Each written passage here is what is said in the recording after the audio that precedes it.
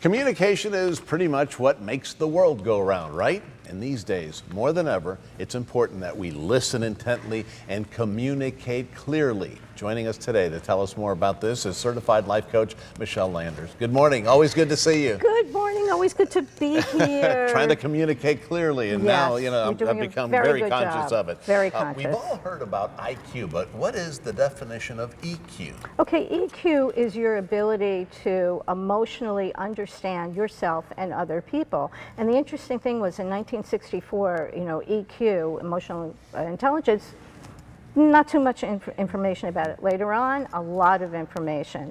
Now, in emotional, your EQ is what makes you a critical piece in making you a success, not IQ. All right, so why is EQ more important than IQ? Well, here's a really good example. I don't know if we have a visual for that, but like if you have a high IQ, you would be a great computer programmer. Okay, but if you add your EQ to that, well, you just became Bill Gates. So that's the difference. Let's work on the EQ. All right, right. So give us some examples of low EQ and high EQ. Well, that is one really good example, and it separates others, people who are leaders, people who you might have a great skill that you know. However, if you have an EQ, which is your ability to understand not only your emotions, but others' emotions, it puts you way ahead of the pack, which is something that we all need these days, is to learn how to communicate a little bit better. You're right, because I mean, some people are very smart, but they miss the boat, in communicating or in having what people call, street smarts or whatever. Exactly. I was going to say that.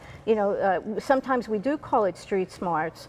However, I think it's a little more sophisticated than that. It's really understanding how other people operate. There's 4 key skills, if I can mention that. So number 1 is emotional awareness. Are you aware of your emotions and what you're feeling? Number 2 would be how you manage those emotions. What do you do? How do you manage all of your emotions, and do you understand them? Number 3 is social awareness. So when you walk in a room, and I bet you're really good at this, you can get the feel for the people in the room, what somebody is like, and that's really a critical skill. And then the 4th skill, which really ties it all together, is your relationship ability to manage those other skills that you have.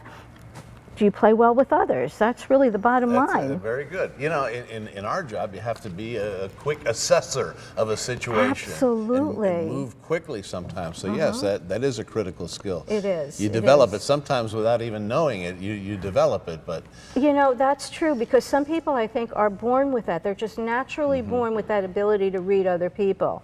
However, it is a skill that you can develop. How do you do that? Well, there's 3 tips. There's really a lot of other tips, and I offer classes and workshops on how to develop your emotional skill. But one tip is figure out what your emotions are. Sometimes you're angry. Maybe you're not really angry. Maybe you feel guilty. Maybe you feel shame. Start to tune in to your emotions. The second one is learn how to pay attention to how you behave. Are you a knee-jerk reactor in life, or can you manage your emotions a little bit better? And number 3, become a good listener. Listen to understand, not to react. Okay, so if people want to learn more about this, how do they get in touch? Well, they can get in touch with me by emailing me at Michele Landers, and that's Michele with 1 L, michelelanders@bellsouth.net, or they can call me at 954-444-6955, and I think